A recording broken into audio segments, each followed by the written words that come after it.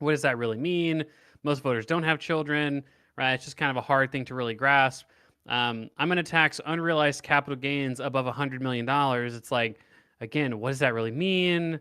I don't, does this even affect me? Like, I don't, it's like, what's the big deal about this? Kind of hard to grasp. I'm going to build 3 million new homes, right? And it's like, Hmm. well, there's like a 150 million adults or there's 150 million households. Is that even that big of a deal, right? Like, it's like, oh my goodness, it's just kind of a tough one. But oligarchy is one of those things that it does seem like a pretty simple phrase that most people can kind of get on board with. And I think that, you know, Democrats, I think that they tend to be very responsive to polls, right? They tend to Hmm. look at polls and say, we need to do this, we need to do that. This is what the polls are saying. Whereas it feels like the Republicans have taken more of a proactive approach where they say, basically, look, we don't really give a fuck what the polls say on issues. We're just going to kind of do our own thing. And we're going to either expect people to follow us into those new positions or, we're going to have a fight on our hands. And I think that that's not necessarily a purely optimal political strategy, but you can kind of see the extremes on both sides where the Republicans are doing exactly that. And the Democrats seem to be doing exactly the opposite. And it seems like in the moment, people are really looking for bold leadership. And so hopefully Democrats in the future will be able to offer that. And someone like Slotkin saying, oh, my billionaire donors tell me that, oligarchy is a harsh term. And it's like, oh, come on, Hmm. like let's be real here. Come on. I mean, even being unique and not being a well-known term, if they believe that, that's a really good opportunity for a unique branding campaign as well, because you could set yourself apart from the other politics, and that's in season right now, and it's been in season for a while. And it really is painful watching the conversations around policy as well. Even when Harris would talk about price gouging and a wealth tax, I think JD Vance was on to something a little bit, and I know many disagree with me. And this is a big debate where it's like, can you be directionally correct about the Haitian immigrants in Springfield, Ohio? Because JD Vance on the one morning show said, well, it might not be true, but it's directionally true or something like that. And what he meant was, we want people to not like immigrants. We want people to hate immigrants. So even if it's not true, it's helping us achieve our ends.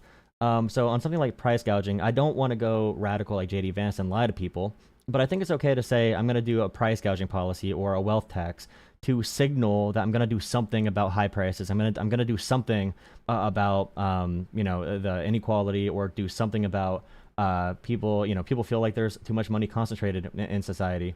And there's probably better appeals to be made. And this is one big thing I focus on, especially in academia, and the way everyone talks coming out of it. When Harris slows down about her spending and says, well, there's a thing called ROI. That's return on investment. You could probably just say other terms like sometimes you got to spend money to make money. We want to invest in each other.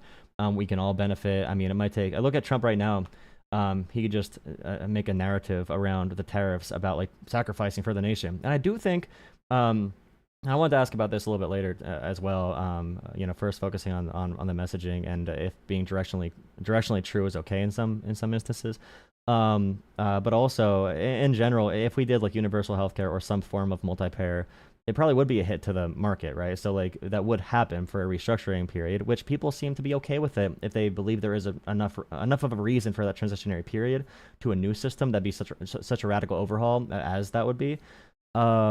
If there's enough of a push and a narrative behind it. So I do agree about the whole chasing the narrative and chasing the public opinions, not really being willing to lead it and being kind of scared. And also, I know many of these individuals that work in these campaigns, they are out of touch.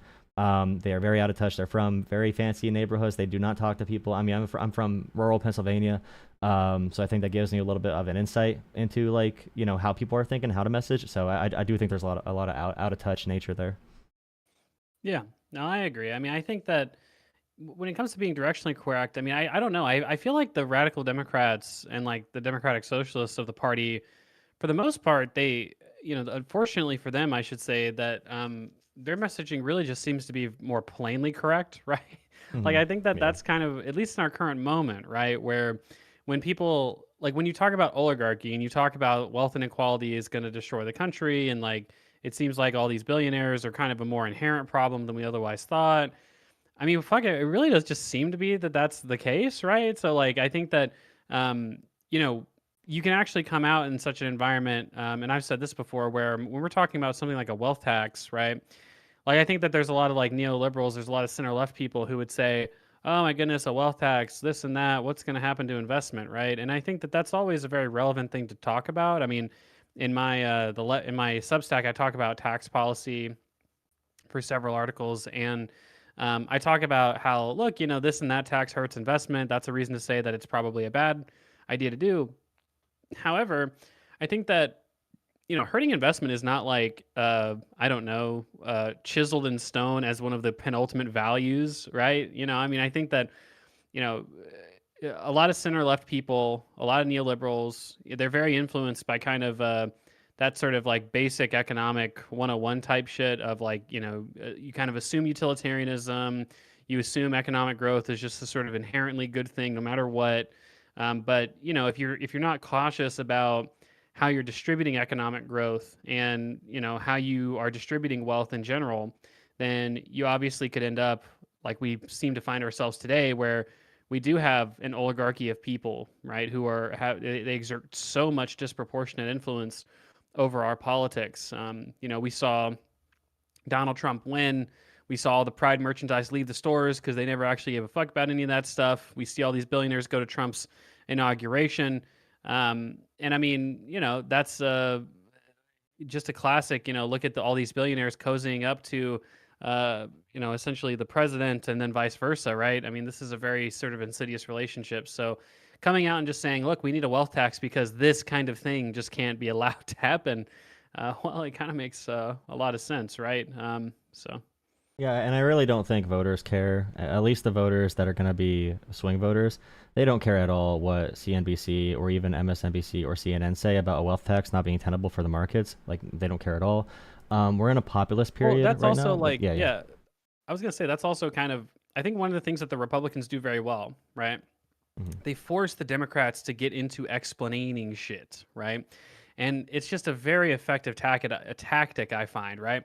If a Democrat comes out and says, like, even if this isn't something that they plan to propose in office, maybe it's a more moderate solution, maybe they think it's unconstitutional, whatever, they say, I think that billionaires need to pay a 10% tax on their wealth. Whatever. Elon Musk made $50 billion last year. He paid, less than 1% tax. The nurse who works at the hospital, she's paying a 40% tax rate. Now, in some sense, everything that I just said is true. Like his wealth appreciated, he pays an effective tax on that wealth, pretty low amount because his actual income flow is pretty low compared to that wealth accumulation. The nurse who's paying taxes, she's probably paying, maybe in California or something, she's paying like maybe that's her marginal rate or something. But then a Republican might have to come on and be like, well, Elon Musk didn't actually make $50 billion. He just went from being worth 350 billion to 400 billion, and that's not really fair. And you only have this amount of income, and you're all of a sudden you're just winning. You're winning every second of that interaction. Nobody's listening to that. All they're hearing when you're doing that is you defending a billionaire becoming more omega wealthy than he already was before. And so you're already putting them in some sense on the defensive when you're doing that. I think that fact checking, like to the extent that you could call what I just said worthy of fact checking, right? As an industry, fact checking just, I mean, has it worked? I mean, like who's it convinced? I mean, I haven't seen anybody be like, oh, I saw the PolitiFact fact check somebody, and all of a sudden I changed my mind. Like, no, like you just have to win in the immediate moment that you have someone watching you, right? And the way to do that is to have a simple message, and to try and kind of like trick your opponents into playing this sort of like indirect defense for the things that people are kind of angry about in the moment. I think Republicans kind of do that very well, and Democrats kind of fall into those traps a lot of the times, unfortunately. Yeah, I mean, I frame the whole relationship between Democrats and Republicans, and Republicans in general, the worst, most abusive, narcissistic, narcissism-fueled relationship you could be in. So toxic, the gaslighting, lying, the fear-mongering, the whole way they approach conversations like a cult mentality of you need this to survive, you need Trump, you need him because when he was gone, look what happened. Now he's back, and you have to just listen because he knows best. And the paternalism of just like fascism in general is such a big part. And Republicans do frame things in such a way that's very manipulative. They do just lie. They don't care at all. Which is why when I go into these arenas. And I felt bad watching the Tim Pool interview or the podcast because I'm like, Connor and Tim were just interrupting, or no, you were interrupting their bullshit battle. It's just like they wanted to do some like bullshit. Tim was bringing up just like beating people and like genetics and eugenics or whatever. And then it's like, you coming in with actual explanations, the whole audience is like, boo, talk more about the gene stuff. Like, that's the hunger right now. And the thing about populism, it is a time like populism does coincide. When that rises, so does authoritarianism. And with all of our polling right now, especially the younger generations, the numbers are striking. We have a whole globe right now Trump's helping to reverse that trend, but that's ready for executive action to come solve these problems we're sick of dealing with, and we need that big strong leader to come in and use even military role is a lot more popular right now, which is scary. But yeah, I guess in an arena, like how did you feel? How did you feel trying to interject with like factual stuff? I know we all kind of feel that, but I guess that's a pretty big stage to be doing that on. Yeah, I thought it was fun. I mean, I think that the thing with Tim Pool and I think Connor is that my sense of the conversation was that they really didn't want to talk about, and this is how, to be fair, a lot of people talk about the welfare state, right? Like they tend to talk about kind of, oh, well, what about this complication and how it might sort of affect the welfare state, right? But that's not sort of endogenous to the welfare state, right? So like for the people who didn't watch the conversation that I had on Tim Pool's show, they were talking about like, well, what about birth rates going down? Doesn't that make it like kind of harder to do a welfare state? And it's like, well, that's like a question we have to answer, I guess. But I mean, that's not you know, just because birth rates are going down doesn't mean you just like wouldn't have a welfare state. That doesn't mean there's not a good case, all else equal, for a welfare state. Maybe it just has to be a smaller welfare state. Maybe we have to rearrange our tax system in one way or another. But yeah, you just like still need to do some kind of a welfare state, right? Oh, but what if immigration isn't a good enough solution? What about people who abuse benefits, this and that? And it's like, yeah. I mean, these are practical questions. I mean, one example, I didn't get into it. I don't think I mentioned this on the show specifically, but like, I find that there's a lot of people who, especially when you're like politically primed against a potential solution to a problem, right? You just kind of start making shit up, right? It's like, oh, well, what about this or that, right? It's like, well, this is like imagine if I just said, what if the police arrest the wrong guy? What if the police like kill someone on accident, right? What if the police like are corrupt in their institutions? What if somebody calls the police erroneously and wastes public resources? That's why we just shouldn't have the police, right? Just get rid of them. Who cares? Anarchy, right? It's like, no, obviously you would never accept that as a framing. You would just say, well, those are all reasonable questions, but like, probably we still need some kind of institution that's charged with enforcing public safety, right? And so, I think that that's kind of how a lot of welfare discussions go. And I think that when it comes to running a political campaign, I mean, I think that probably the best messaging that you can do with regards to running a political campaign is to focus on those groups of people that I mentioned in that discussion, right? These aren't like moochers. These aren't lazy people. These are people with disabilities. These are elderly people, students, people in like a transitory period of their life, children. I think that it's very difficult to look at like the photo of Tim Walz being like hugged by like 100 kids when he signs like the free lunch bill and be like, oh, that's just bullshit. That's socialism. That's going to breed, weak genetics or whatever. And it's like, no, dumbass, like that's not how that really works. And I think that most people are kind of primed to say, look, this is just like just a something that the government should take care of, as a community. This is something we should provide to people. And I think kind of, for a long time, I think that, and I don't know if this is because of some sort of purposeful campaign or some sort of, subversion of the welfare state.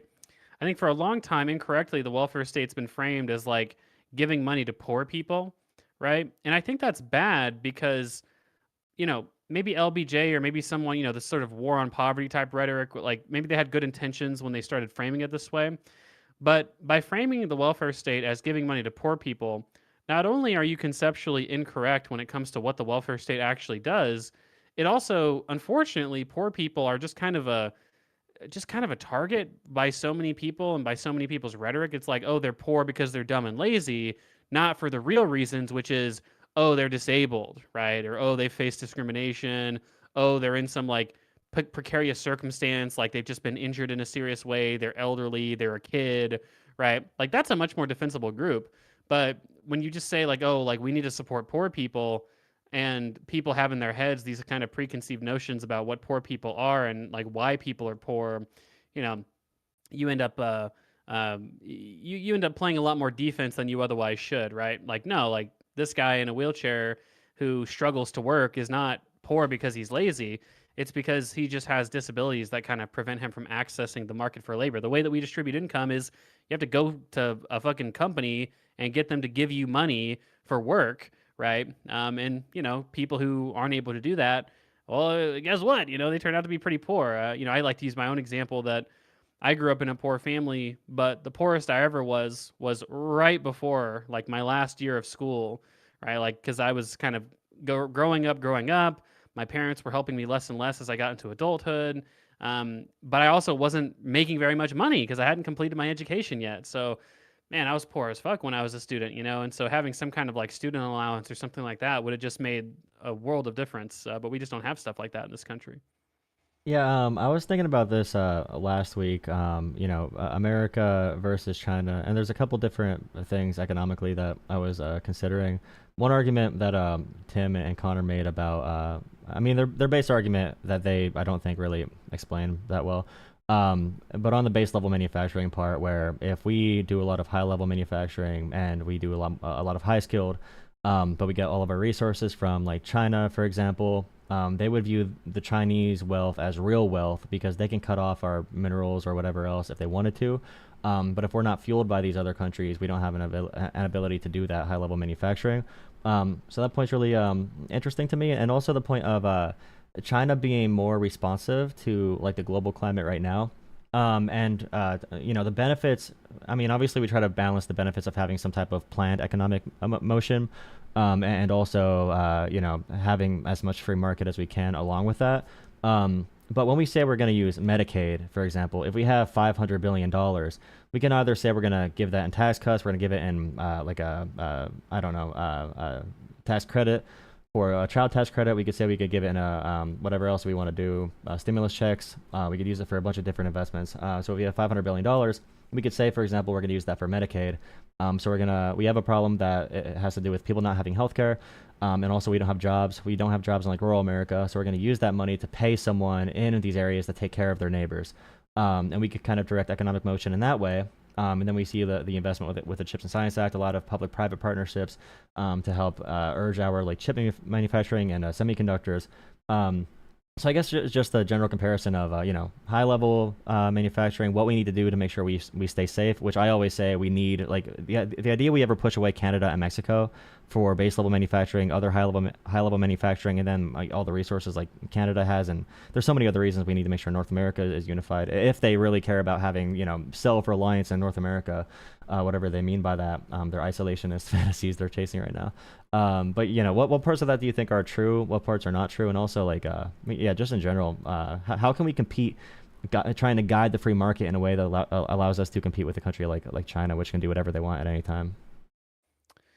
Yeah, sure. I mean, I think number one, I think that the way that a lot of these discussions get framed is how to climb the value chain, right? So it's like essentially how do we maintain our competitive edge and be sure that we are producing sort of, that tip of the spear of technological advancement and productivity enhancements, so that our workers have it first, so that we can export this to the rest of the world.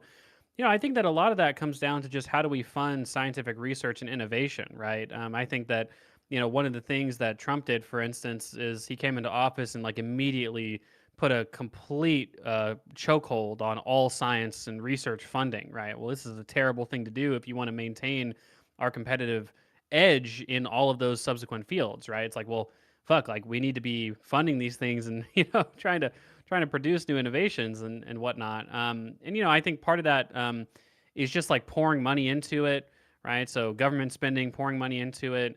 Part of that is having like a good tax code that kind of incentivizes innovation and investment. Part of that is having intellectual property rules and regimes that kind of like incentivize people to invest in intellectual property, but don't encourage people to just like sit on their laurels after they've made like $1 billion investment. Now they're just collecting rents the rest of their life or whatever.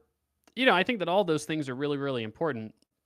One of the things that's certainly not a way to do that is to say, hey, like, you know, the not the EpiPen, what do you call it? Oh, I'm blanking on the vape, the vape factory over in China. We want to have that in Oh yeah. America. It's like, well, how does that, how does a bunch of Americans making vapes in a factory, how does that like help America's competitive manufacturing edge, right? Like, I think that one of the things that liberals and Democrats say about this nowadays a lot, and maybe some more reasonable Republicans, is like, those are kind of jobs that we don't necessarily like want to have here, right? They're not as high value chain, they're not as high value add.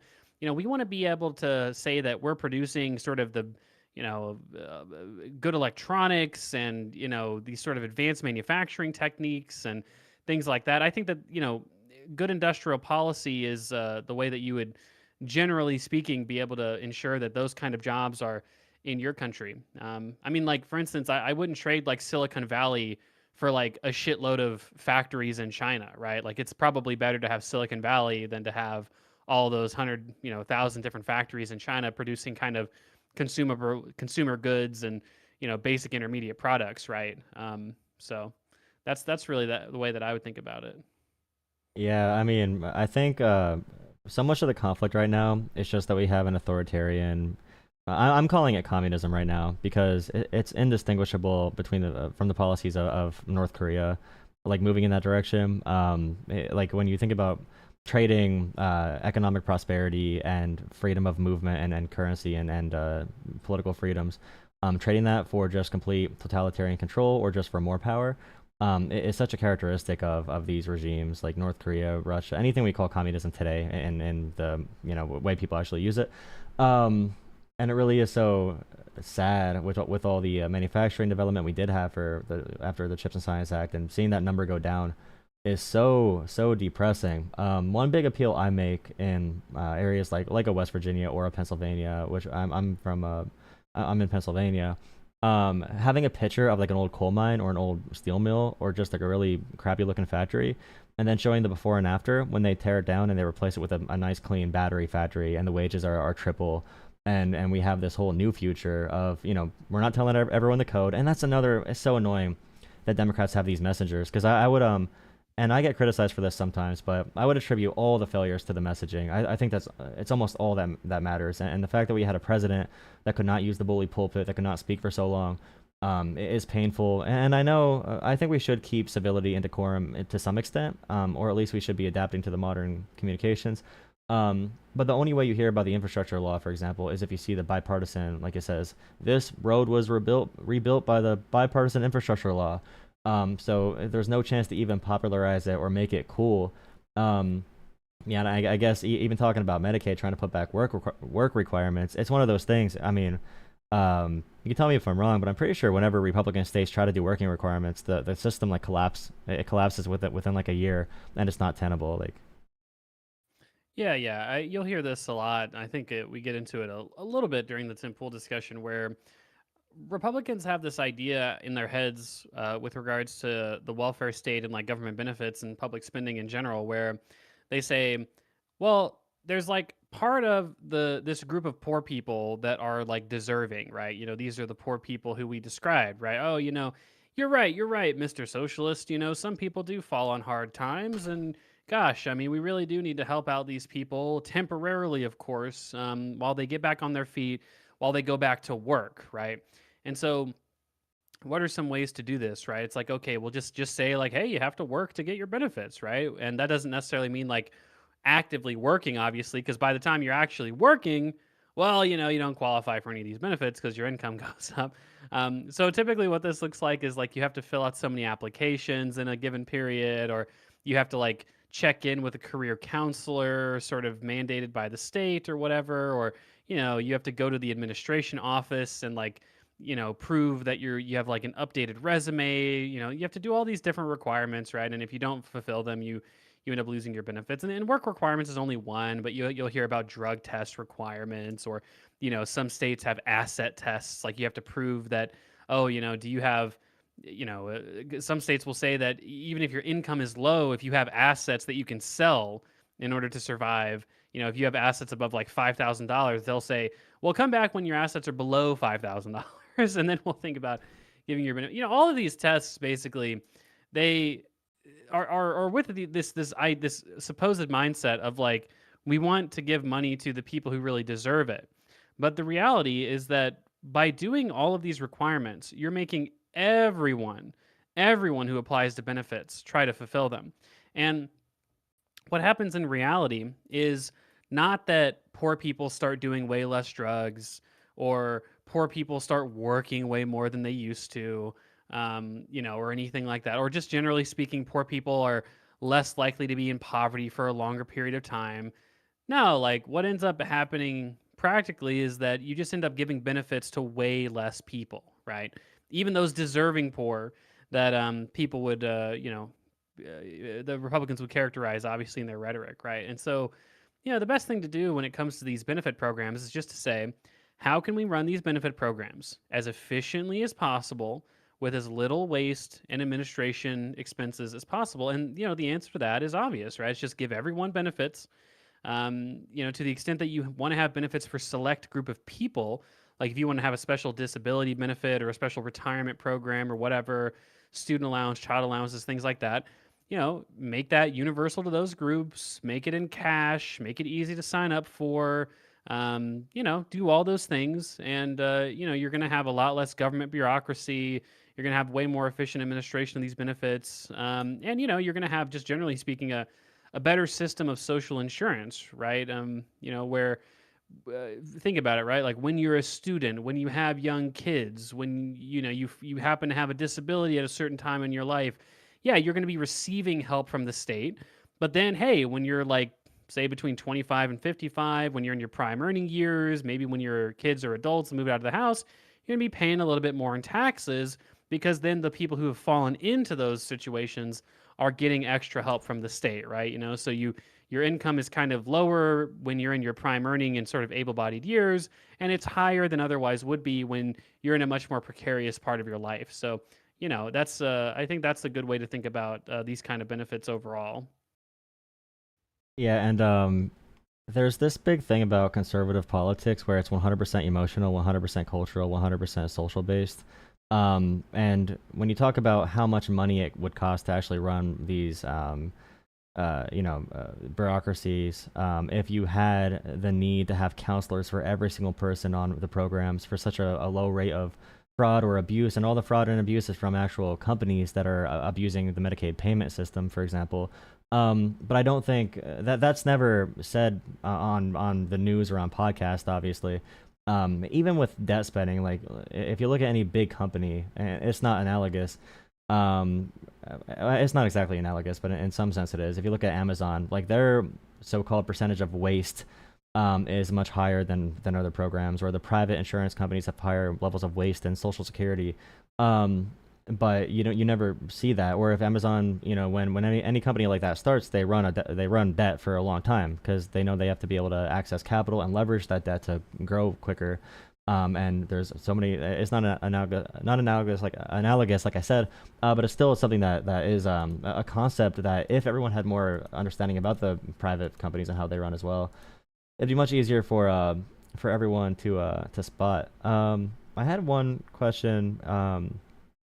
So for automation and like Social Security with it being paid by payroll, if one person's job can now be, or if 100 people's jobs can now be done by one person because of automation. I know with that, the 99 people you no longer need to hire, some of the value goes towards and higher productivity. Some small percentage goes to wages. A bigger percentage goes to the wealth of who owns the machine. So is that one of the reasons we have issues with higher productivity, but we don't see that same funding going into Social Security because we have less of a need for all that value, and that value is kind of leading to the higher economic inequality, if that makes sense? Yeah, I mean, I don't think so. Just because I think labor share of income has remained pretty steady. I mean, you'd have to look that up later just to see, Mm-hmm. but assuming that labor share of income has been remained pretty steady, or it's even gone up, or maybe fluctuated just a little bit over time, the payroll tax in theory would kind of raise, at least like population adjusted, would raise a similar amount of revenue. I think that the reason that we're having problems with our kind of fiscal sustainability of our social security system is just that we don't tax enough, and we have a lot of beneficiaries, and we have like an increasingly large number of beneficiaries, and we have probably a shrinking labor force over time to support those beneficiaries. Now, with the baby boomers, it's kind of a particular problem because the baby boomers are obviously kind of an anomalous generation, right? Where like we have like literally a disproportionately large amount of old people, because of so many people just like all of a sudden having kids in sort of the post World War II period, and so we have this kind of trouble with all of those things kind of combining all at once to make it a lot harder to fund Social Security. But really, think about it, right? Like people's like, okay, like worst case scenario in 2035, I think we talked about it on the Tim Pool show. We have to, cut benefits to 75% of their current levels, right? That's if we do nothing. Like if we do zero things, we end up having to pay 75% of the benefits. We have to cut benefits effectively by 25%. It's like, well, wait, just raise the payroll tax by like 1 percentage point, and then we would solve like the whole entire problem, right? Like this is a surprisingly Oh, that's solvable such a problem. big issue right now. So like with school boards right now across the country. So my local school board, the president and the other like main individuals that talk the most because they love talking. They said they're doing a full doge of the of the budgets.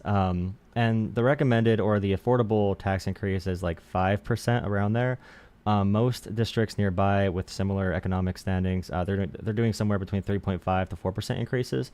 But at this school board, they're very drawn towards using only 2.5% increase in property tax, because they campaigned on it and they want to do a doge. Apparently, they keep saying that. And I speak at the meetings because it's fun for me. I just say, I try different rhetorical things. Sometimes I just read from the Bible for fun, like they do on the memes that you see on TikTok or whatever, just to have a little bit of fun. But like they want to run, I think like a $2 million or like $1.5 million deficit, and drain from the general fund. And the whole concept is essentially like, this is too bloated. We don't see the benefits in our community. Education doesn't actually work, and we don't see any of the social benefits from it. So even just the mentality towards budgets and investments with your local areas. Voting for lower property tax increases, which I do not like that mechanism for funding public education at all. But it just shows how everyone views the me mentality, the isolation mentality of we just cannot be in communities, and we all suffer from higher crime rates, less opportunity, less productive members of society, less jobs for teachers, less money even coming back to the area, and even for Department of Education. They use that talking point of, well, the schools that get the most funding from the Department of Education they get the worst results. Well, it's like, yeah, because the schools that are more likely to get grants and be subsidized by the department, or not subsidized, but to get a grant from there or to get funding from there, it's more likely to be a school that's in a bad economic area. It's not going to be the very, very rich schools. Of course, the lower performing schools are going to be in these areas that have lower scores, because even if they had equal funding to the rich areas, there's still so many other factors that the children need to deal with, and parents and opportunity and crime rates and everything. Even if the schools were equal, but right now we have the pockets of schools that are falling apart, the schools that are doing amazing, and then that gap in between. We're losing so much productivity from the slack in this current system. It's so frustrating. But yeah, what's your property tax? What's your I don't think people talk about this at all, which is probably like school board races. I'm really radical on voting, because young people say it doesn't count and it doesn't matter, it doesn't do anything, but they don't vote. And if young people voted at even half their general election number for school board races across the country, they could change this entire country in 1 year.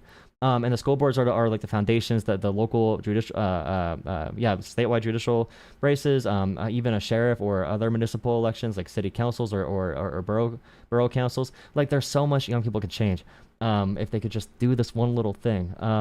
But yeah, they just don't vote. But yeah, just for local taxes, since no one talks about it, do you have a public education funding mechanism that you think America should do? Yeah, I don't think I think a property tax is really not a terrible form of taxation. Just as a like, okay, like does it efficiently raise revenue?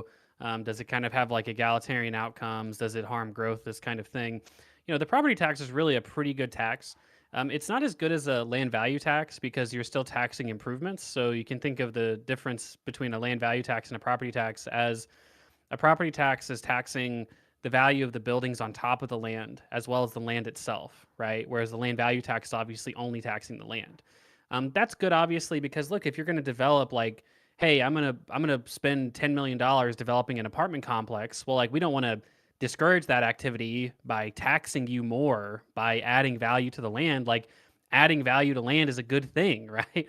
The reason you want to tax land itself is because, well, land is just land, right? Like nobody made the land. You can't take credit for entrepreneurially, putting the land there or something. Like it just happens to be there, right? And so, it's not as good as the land value tax, but it's decent enough. I think that a lot of people, and I think in the question that you emailed me, a lot of people have problems with how the money for school districts is distributed by property tax revenue, right? So it's like, hey, we have kind of a very localized system of funding funding schools, right? Where if you live in a rich neighborhood, your schools are going to get more money than if you live in a poor neighborhood, and that's because of property taxes. But that's not really because of property taxes. That's because we've decided to distribute the money from property taxes that way.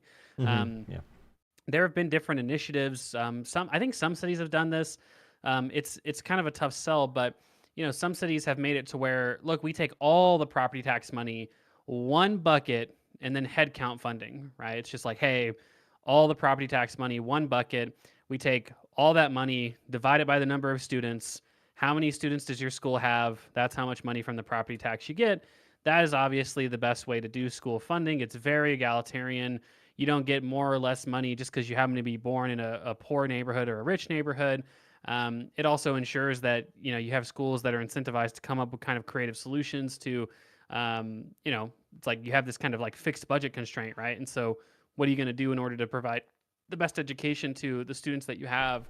I think that's really the best way to do it. I think that, I don't know if this is a particularly radical view, but I think that schools, to the greatest possible extent, should have essentially the exact same amount of funding, right? That you shouldn't have one school with like radically more funding than another. The only exception would be if you happen to have a school that is special needs, right? Like some schools, I think in the Nordic countries, right, students with disabilities will be given more headcount funding than students without disabilities, because obviously if you have a student that has like special accommodations or learning disabilities where they need special teachers, well, it's just going to cost more money for the school to provide that, right? And so you have to provide more money to do that. So if you wanted to have like a school where it's like, we cater specifically to students with a certain disability, well, yeah, that school's going to get more money, but that's because they have more costs, right? Because they're catering to like a high cost student. So I think that's really the way that you'd want to do things.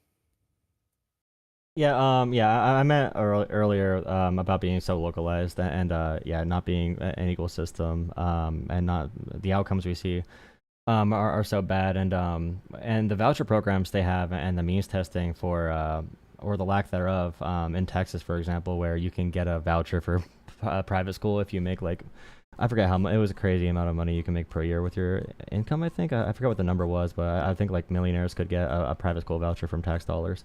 But yeah, Yeah, and unfortunately a thing yeah, that, I don't know. Democrats, I don't know how effective this is. I'm honestly not sure, but you know, I think that people seem to think like intuitively. I think because of so much propaganda and just so much kind of conditioning that you have, right? Where people seem to think like, oh yeah, competition. I guess that sounds good.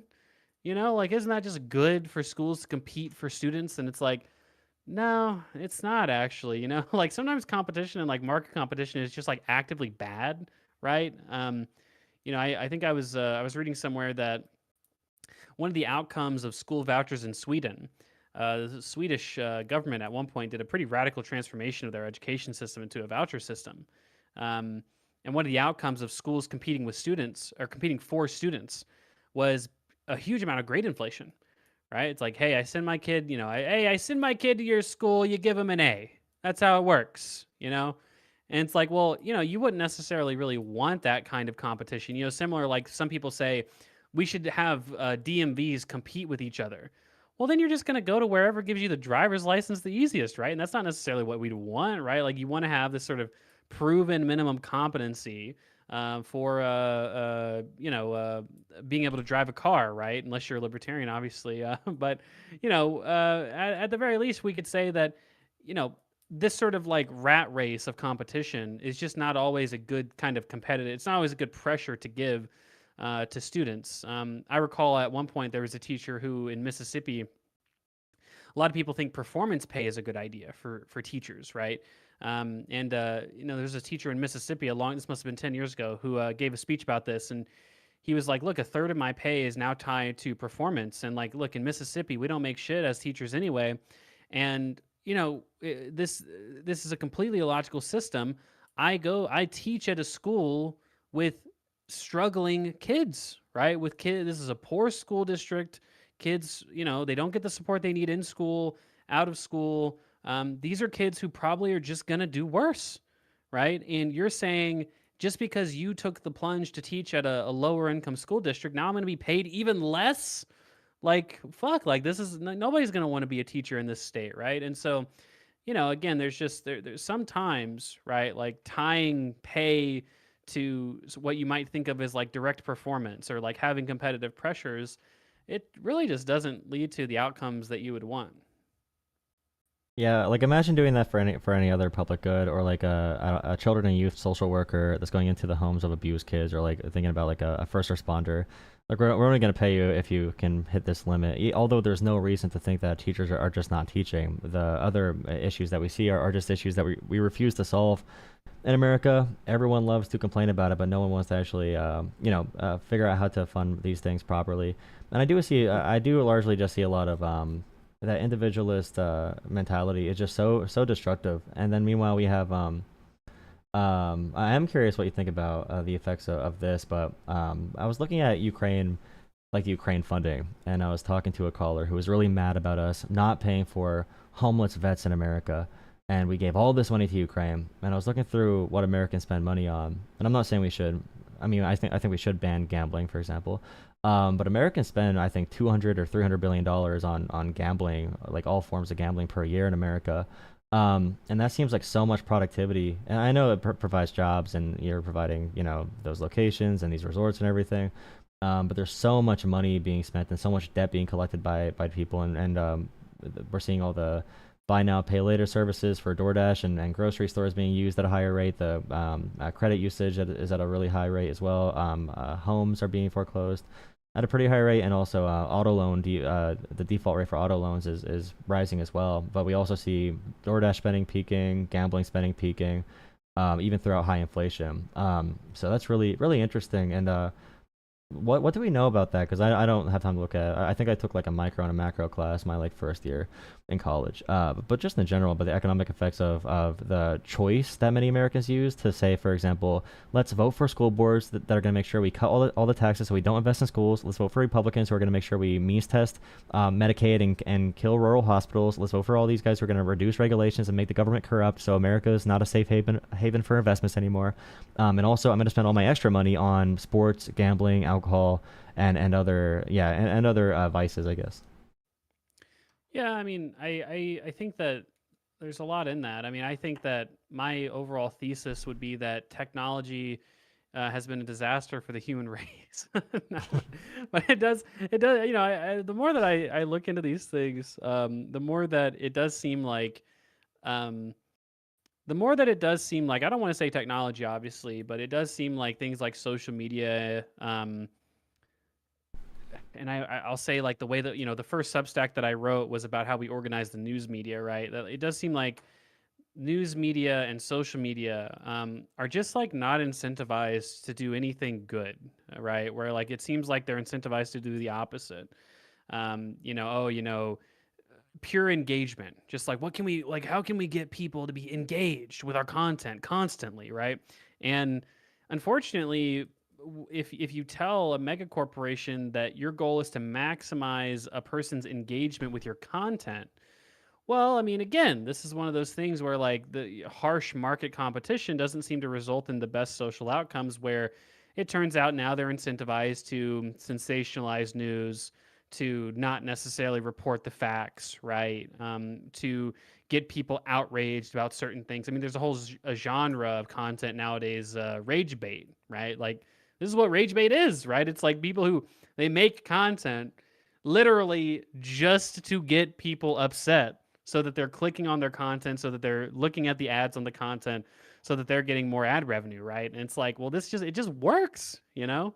Like people are just, it turns out like this is just a big, you know, a failure of people, and without some sort of like, you know, good government regulation, right? You know, you see people galvanize, you see polarization, you know, and that was the first Substack that I wrote was rethinking news media or something like that, and it's all about how, you know, we might want to rethink how we kind of from the ground up organize news media and kind of broader social media as well, because what we would want social media to do and news media is we want you know these we want social media to connect people so that they can form communities easier, but we don't necessarily want them to like only seek out compartmentalized forums to be on all day and then maximize engagement thereof, because then you get people who are out of touch. You get people like Matt Walsh who thinks that there's like 10 million trans kids in the country, right? And it's like, well, the only reason a guy like Matt Walsh could even like conceivably think that is if he just has never heard anything different, right? Like he just, you know, he's like created such an echo chamber that he's never able to hear any other perspective, right? Which is pretty unfortunate. And then when it comes to news media, right? Like how do we organize news media in such a way, not that it's controlled by the government and you have your sort of ministry of truth, but how do we get the news media to be incentivized to present true ideas first, and to present good sort of investigative journalism first, and not necessarily something that, you know, is going to engage people. Look at the transformation of like the History Network, right? Like I remember when I was like a young kid, like the History Network was like, I mean, what the fuck else would it be, right? It was documentaries about history, right? You know, you turn it on and you got a World War II documentary, a World War I documentary, a documentary about fucking the Mongolian Empire. Like that was like all the History Channel was, right? But then you see, you know, the success of a show like Pawn Stars, right? Where it's just like, I guess in some like conceivable sense, it's a history show, right? But it's like, it's really just a reality TV show about a pawn shop owner. And then the History Channel does its transformation basically just into another reality TV show. That being network, fake right? ruined a lot of childhoods. Like finding out it was all scripted, and finding out like American Pickers was scripted, and all these shows, and Shark Tank is scripted. Like finding out all those are scripted really destroyed my not even my childhood, but those are like teenage shows. I feel like it's so sad. That's a good example though of like, it was good that we had a channel where all they did was do history documentaries basically, right? Like that was a good thing for society, Yeah. but that wasn't the thing that made the most money. It was the reality TV that made the most money. And so now we have a history channel where it's just like kind of a bunch of bullshit, you know? Like Oh, it's every not very YouTube show now informative. is a highly produced, like every YouTube show is a corporate, highly produced podcast with a former like NFL star who has millions of dollars to build a professional set. Like the old YouTube still exists, but it's so dominated by corporations who just came to cannibalize the product that was this like really cool thing, like the YouTube rewinds and everything they used to do. That was, I mean, they got a lot of flack when they got kind of cringe. They were always cringe, but still they were a cool thing. It was so organic and genuine, and I feel like that it is scary looking at like China and how they have structured their society with the mass surveillance, and how we are kind of going towards that kind of system, I guess. And I guess that's the natural result of putting efficiency and numbers over everything. I mean, you have like four different floor plans. Four different floor plans for like a McDonald's that's in every town, and I do appreciate I do like that. I know that gets a lot of flack, especially from like really leftists or some progressives, but I do think that chain restaurants are not necessarily a bad thing, but also I don't want it to be only chain restaurants, and this is socially and culturally influenced things, and there's a reason we're going to be voting for, or Americans are going to be able to listen to the media and be so afraid of immigration that we're going to tank our economy. We're going to ruin both. And I'm pretty blatant about immigration as well, and the role immigrants play in America for the labor. And I come from an area where you had Polish, Italian, Irish immigrants coming to work and working the worst jobs in the coal mines, on the railroads, getting paid nothing. That's kind of been like a rite of passage for immigrants in America. Not right, but it still is a thing that what America lacks in base level manufacturing, immigrants and being allied to Mexico makes up for. a little bit of that. And then also researchers at the high level universities, like we're kicking out researchers. Europe is making programs just targeting explicitly researchers from America. And I mean, diversity is objectively America's strength. I know it's never going to be perfect. Diversity is hard, but there's never been a country of the size and complexity of America that's handled diversity, that's been a politically free nation, and has been able to maintain superpower status through things like the Civil Rights Movement, through the Vietnam War, through all the protest movements. America, I know many don't really appreciate it because there are still issues, of course, but we are the biggest, most successful project ever for a large, diverse superpower. Countries of this size usually devolve to dictatorships, which might be bad foreshadowing, but Yeah. Well, I mean, I don't know. The diversity stuff is always kind of funny because I've always found that this is clearly essentially a made up issue. And the reason I say that is because when you look at there's interesting polls about it's like, how much of a problem do you think immigrants are? And what you'll find is that people who actually live in diverse neighborhoods are like, immigrants are just clearly not a problem. What the fuck? I see fucking, Javier down the street, and, this guy from China down the street, and fucking this other guy from the Middle East. And like, what's the big fucking problem? Like, that seems to be the mindset of people who live in actually diverse neighborhoods.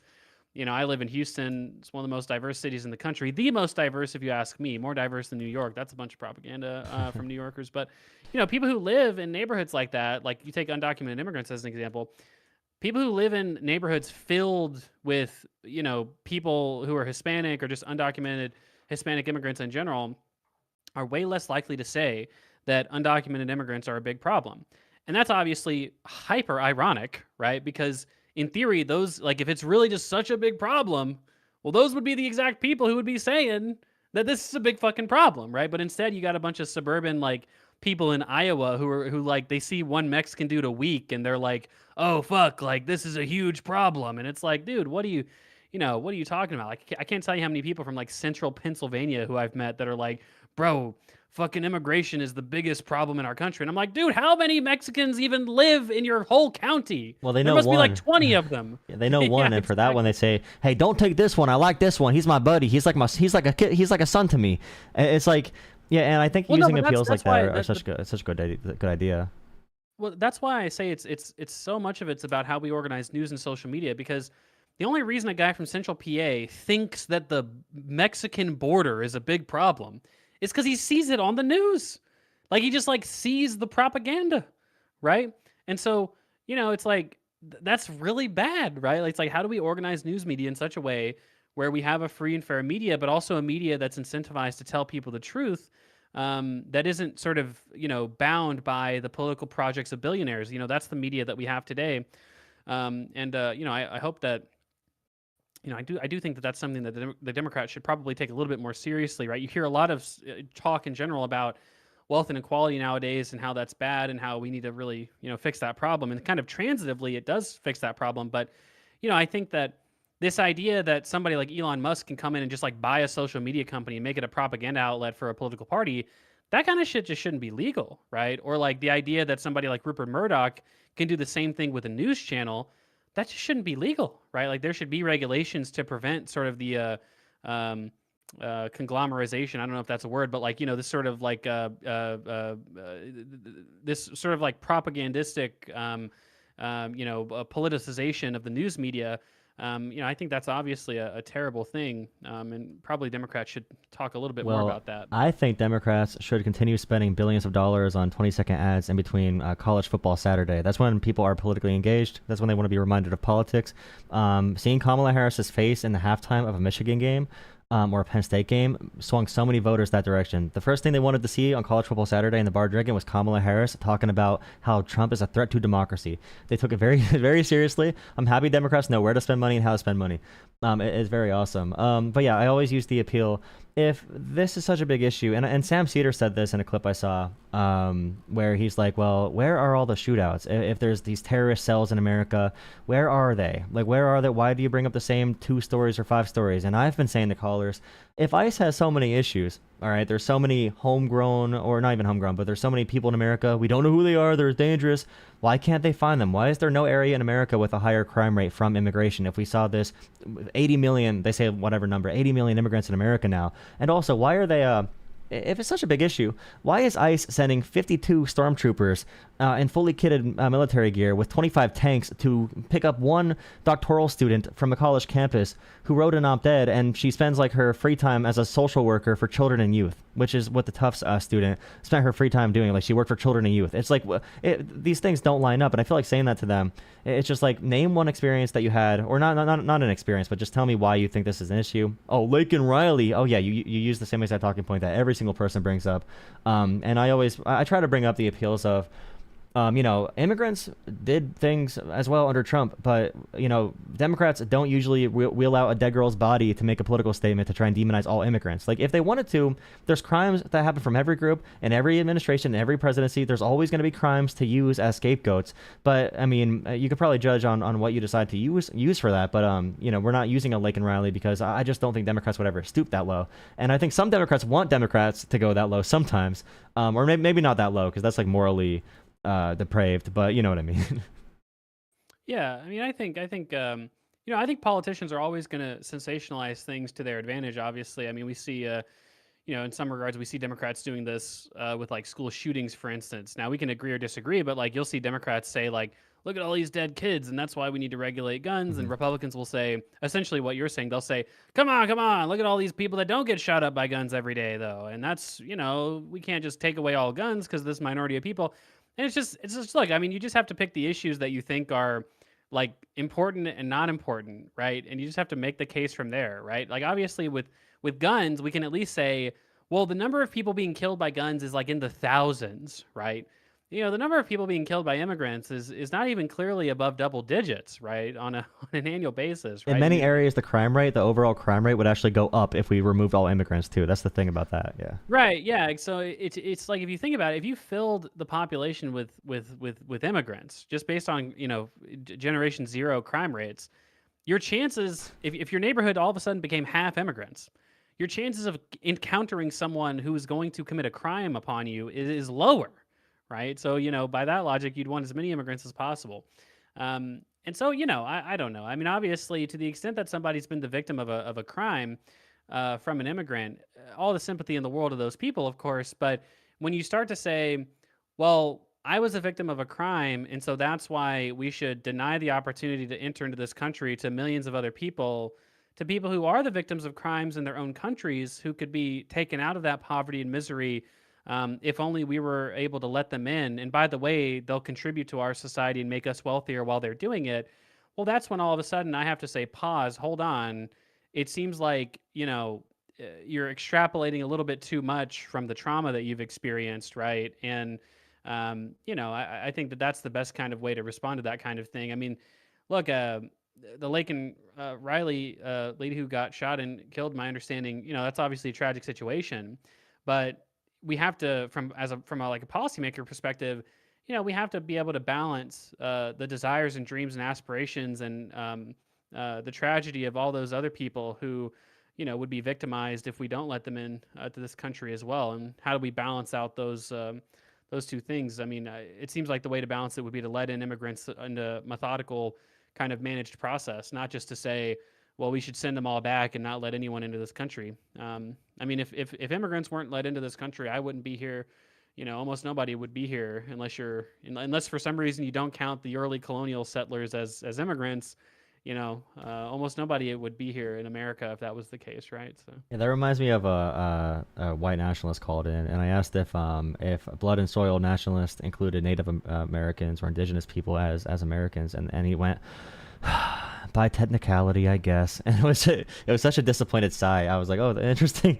well, fuck. I mean, like, Yeah. these people, I feel like if they lived in the 1930s, they'd be saying how we should send back all the Irish and all the Italians, right? And obviously, some people did say that back in those times, but in hindsight, it would seem like such a stupid opinion to say anybody of Italian heritage should be sent back because of the mob or whatever, because of the crime associated with Italian immigrants back in those days. And it would seem so silly to say that anybody who's of Irish heritage should be sent back because of stereotypes about drunkenness and unemployment or something like that, right? Like that would seem like such an insane, silly thing to do, right?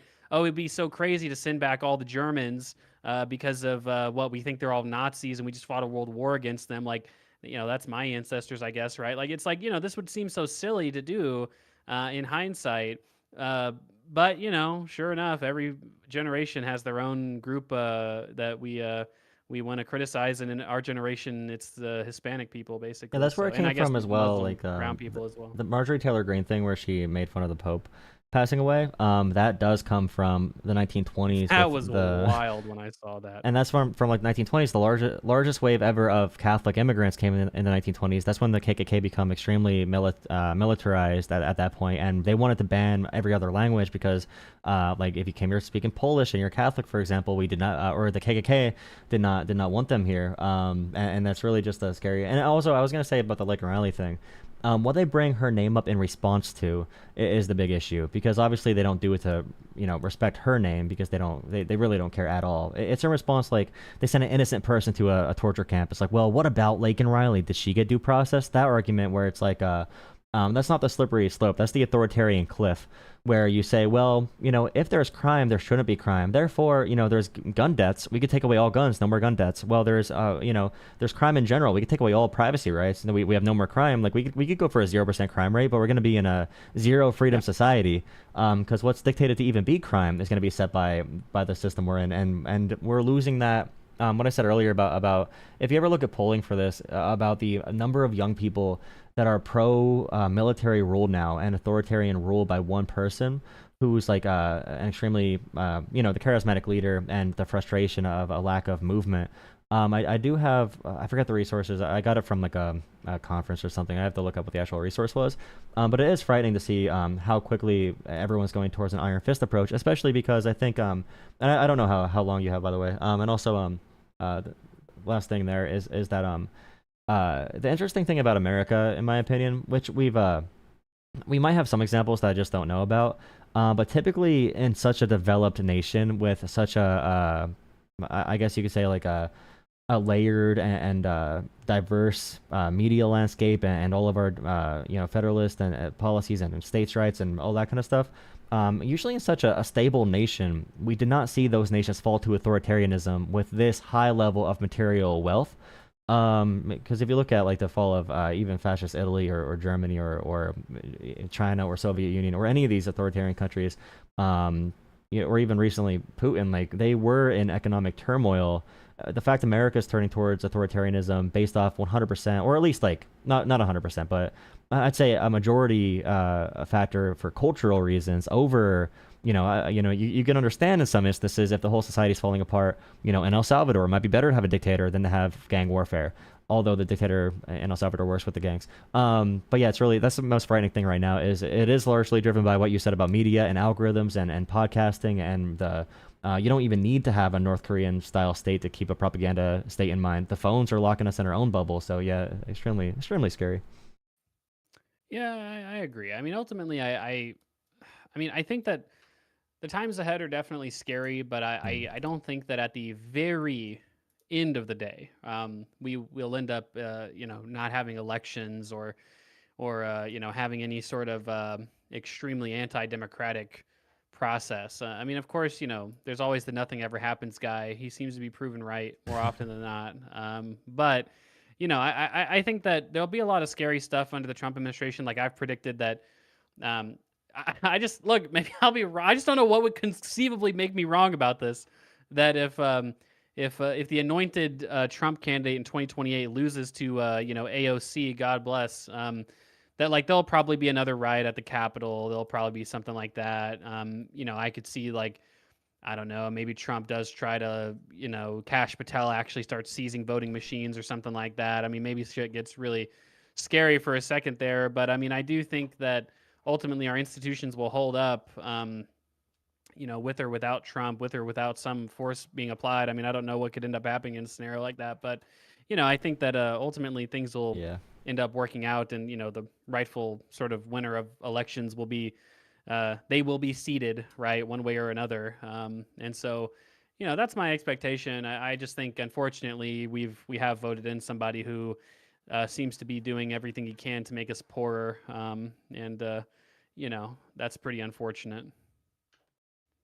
I really enjoy it. Actually, it's really fun waking up and seeing the new memes and the new stories, the epic memes of Donald Trump being Sith Lord, and Donald Trump talking about tariffing, tariffing movies. When I saw he was going to tariff movies, I literally just thought about. I watched a documentary about how North Korea, like blocked foreign media, and I forget which dictator it was, but they focused on media production in America. I'm like, yeah, this is literally just the whole Trump Maoism thing is actually uncanny how accurate it is.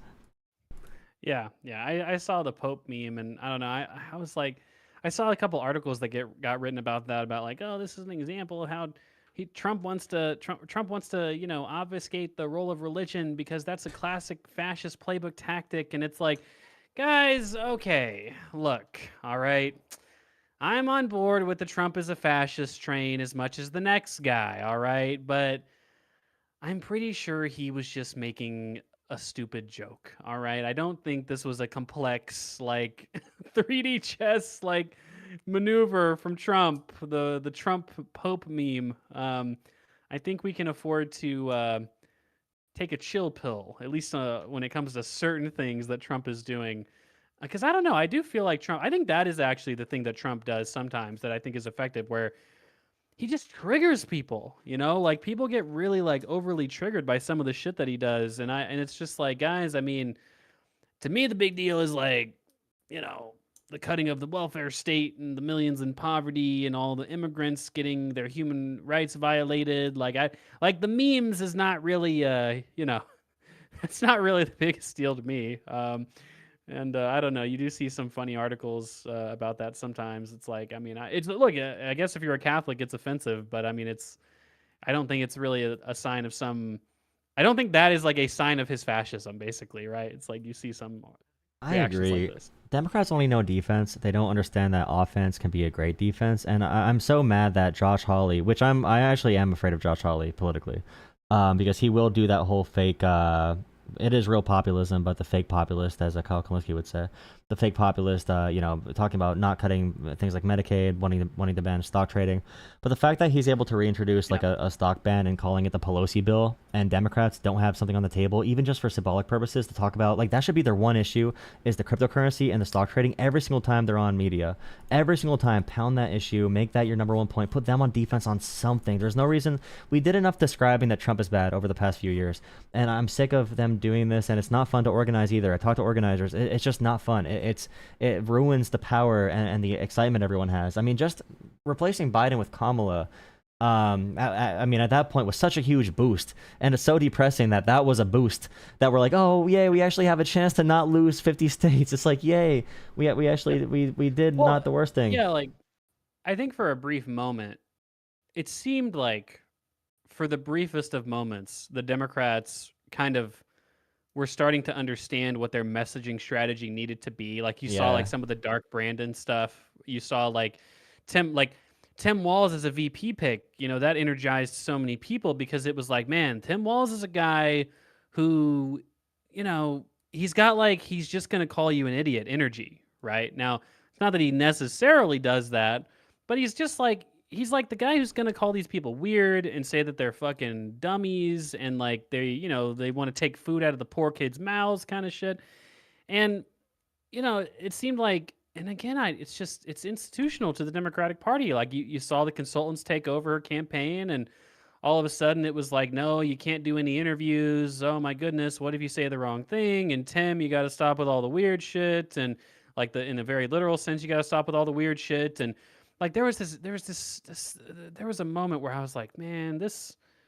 Like I think they're gonna win. Like I predicted Kamala was gonna win, but there was a moment where I'm like, man, in hindsight, like this was a warning sign where Tim had said something like, the electoral college is terrible or whatever. Like he just pretty milquetoast Democratic position, or so I thought, that the electoral college is bad.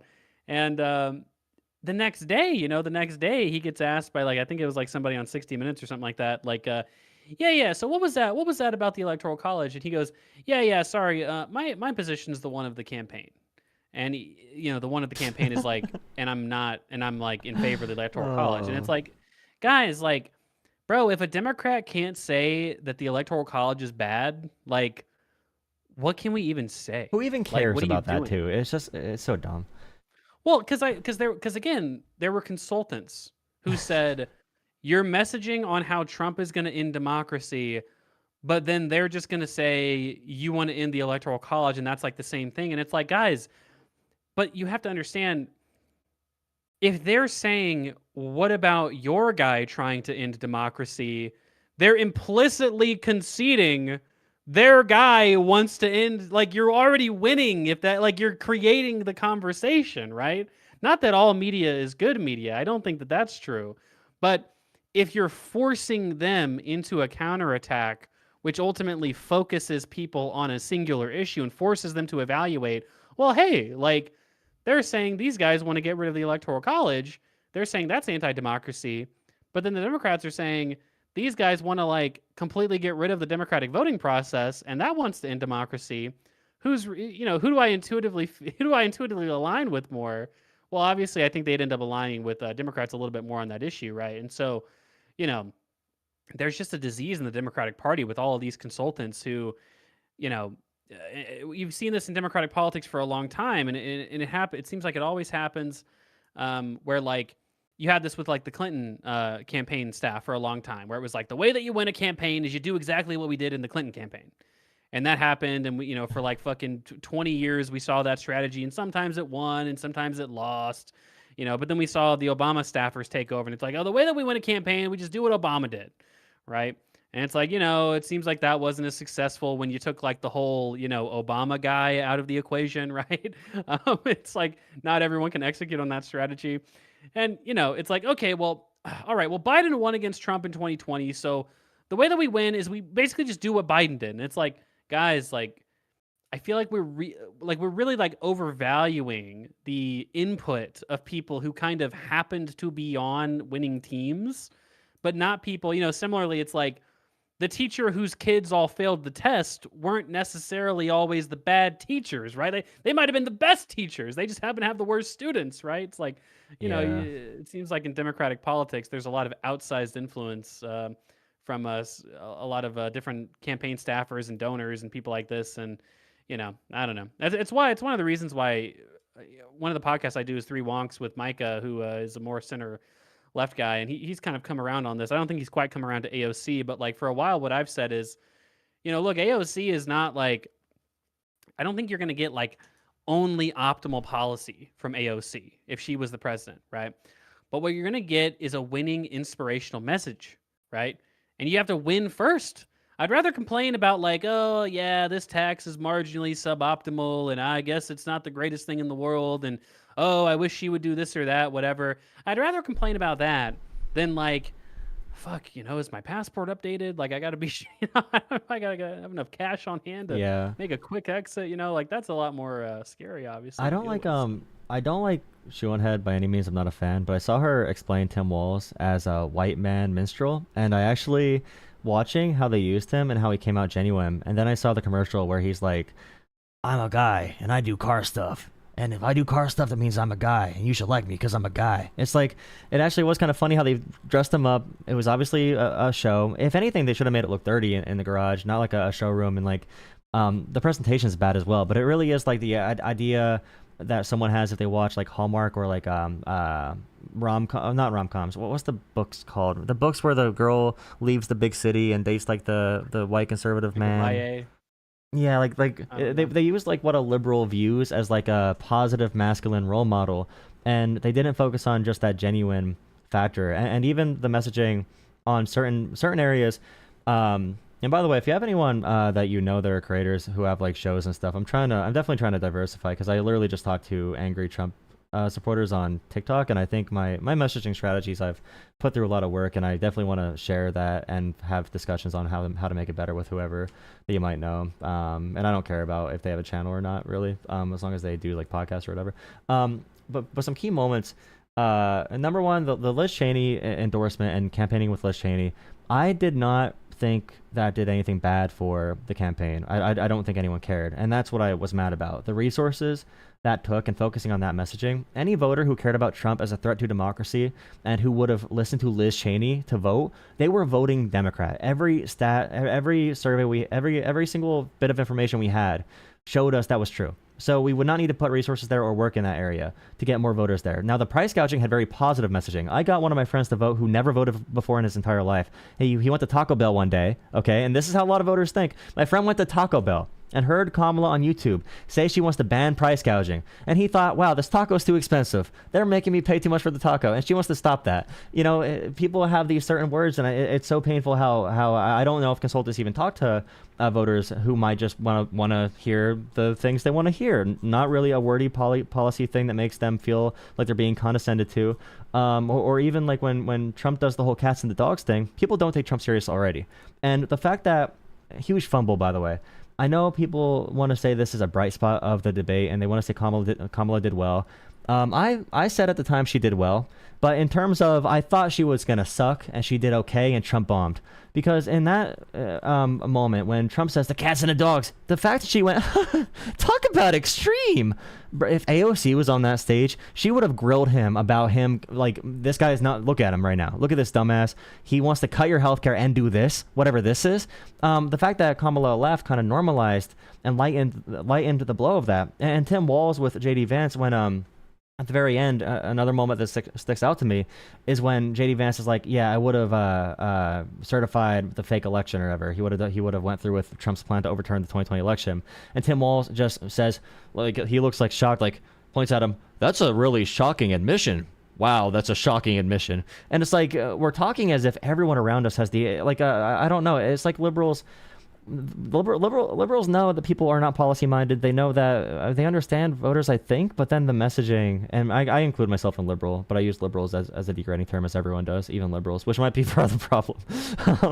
But yeah, I appreciate you reaching out and chatting. Yeah, I know Peace go watch that Rob conversation, which that was my first time like debating someone with media trained conspiracy propaganda brain, and it was not fun at all, and I never want to do it again. Talking to actual people who have real daily problems on my call-in show is much preferred over that. But yeah, thank you for reaching out.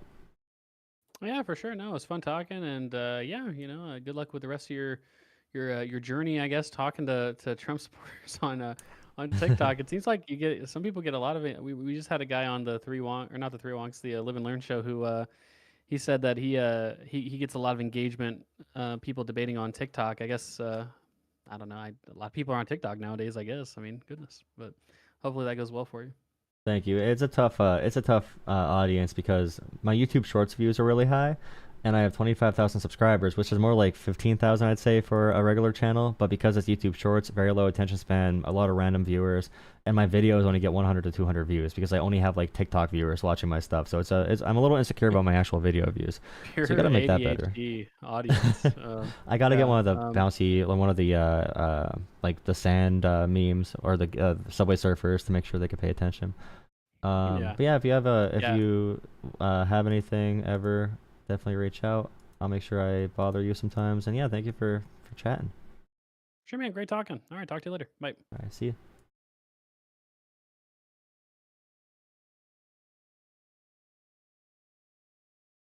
You want DVD logo? All right, I'm hungry. I'm gonna go eat and come back and actually stream.